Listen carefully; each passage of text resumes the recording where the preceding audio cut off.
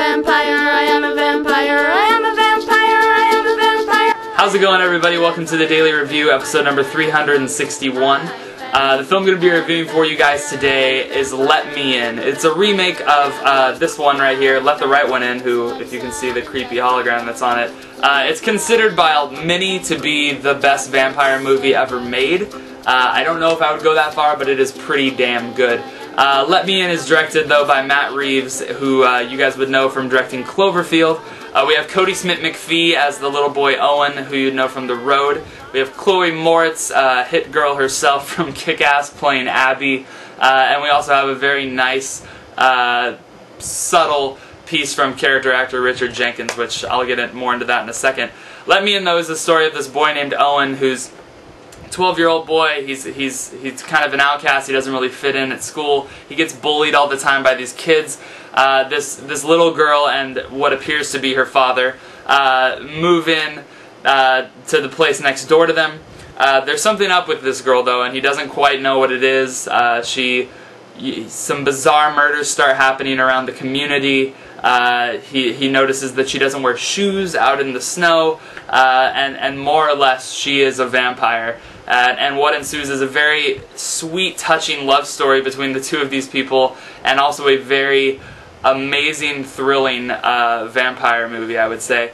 Let Me In, this is a very bold statement, I know, but I honestly think that Let Me In is better than Let the Right One In, and I think there's a few reasons for that. What I'm going to say is I think Let the Right One In is amazing in its own right, and I think what Let Me In does is it takes what Let the Right One In does so well and improves upon it. I will be the first to say that I think that Let the Right One In is incredible.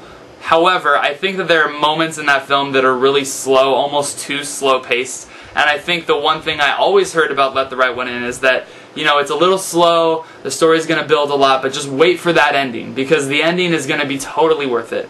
And I think the difference between Let Me In and Let the Right One In is Let Me In doesn't need that ending to have that sort of impact on you.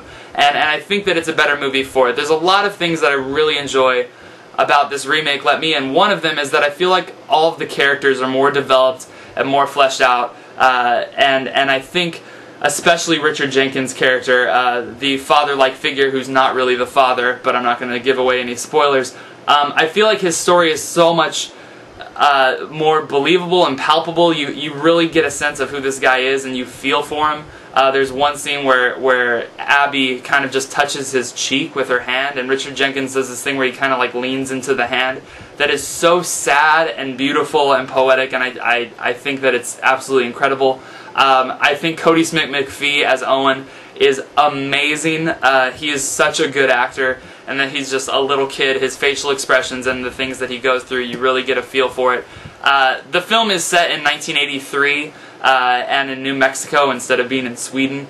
And I think that it's kind of interesting because what Matt Reeves does is he'll put Ronald Reagan's speeches sometimes on in the background. You can hear him talking about, you know, if America doesn't stay in the state of good, and he just like cuts away. And I think that it's a very powerful thing to be hearing about amidst all of this chaos that's going on. I also really like that they add this this detective story. There's a police officer in this that really plays a big part of the movie, and I feel like the investigation is very engaging. I think Matt Reeves directs the hell out of it. There's one sequence involving a car crash that had my jaw to the floor. I think the final sequence of this film is breathtaking. It's horrific, it's terrifying, but it's beautiful.